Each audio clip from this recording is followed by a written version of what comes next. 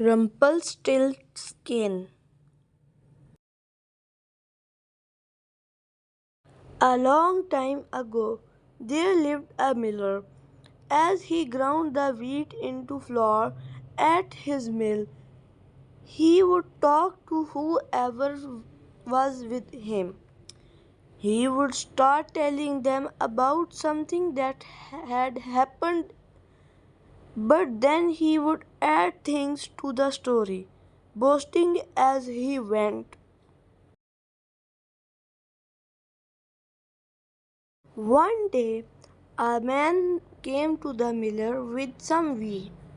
The miller started telling the man all about his daughter.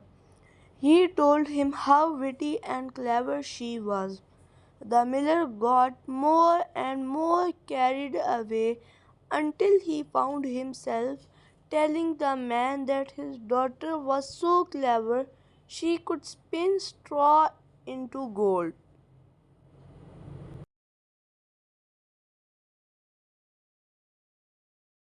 The next day, the man walked back into the mill.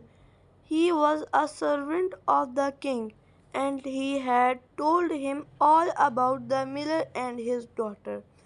The king had been so impressed he had sent his servant back with orders that the miller's daughter should come and see him.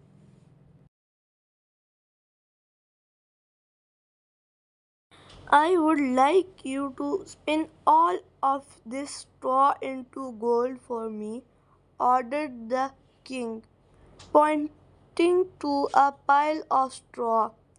He smiled and said, I will see you and the gold in the morning. Then he added, if you do not do this, I shall have the miller thrown into jail for telling me lies. And with that, he shut the door.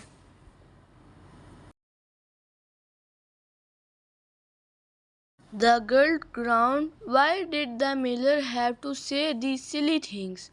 She was stuck here and it was all the miller's fault. She could not spin straw into gold. She sat alone by the spinning wheel and cried.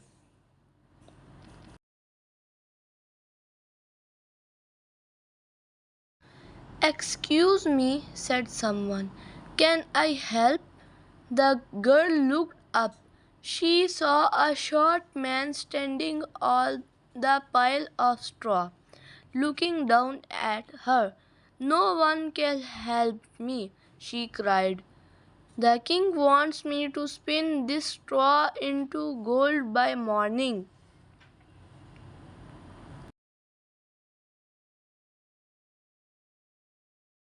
The short man nodded and smiled. If I spin this straw into gold for you, what will you pay me? He said to her. She looked up at him. I have this pendant, she replied, and held it out to him.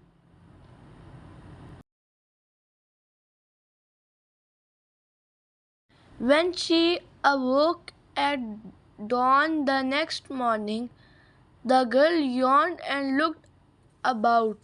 The little man had gone, and so had the straw. Instead, there were spools of gold glistening in the morning sun. The king was very impressed.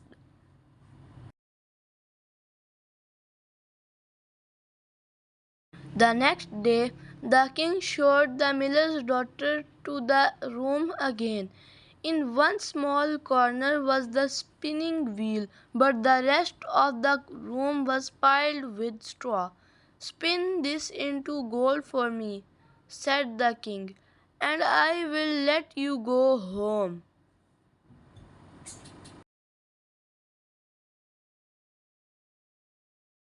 Again the girl sat at the spinning wheel and cried. Again, when she looked up, there was the short man standing on the straw. I do not have anything to give you this time, she sobbed. I will still spin this for you if you promise to give me your firstborn babe, said the man.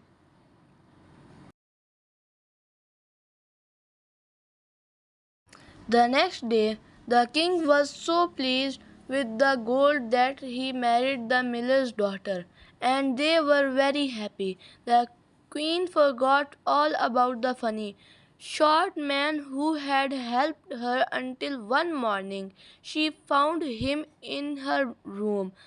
I have came to collect your firstborn babe, he said.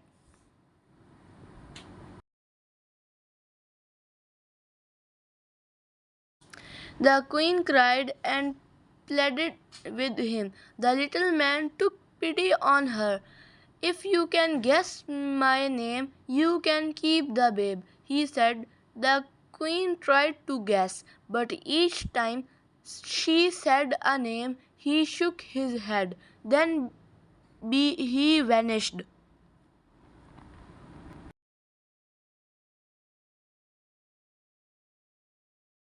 The next day, the king and queen sent out some of the servants to collect names.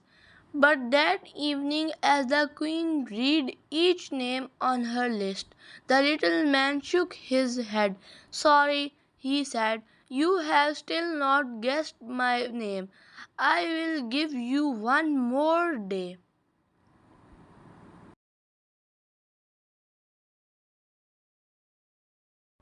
The next day, all of the servants were sent out to collect more names.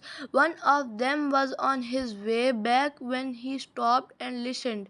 Someone was singing, I spun the straw into gold. The queen must never be told my name is Rumpelstiltskin.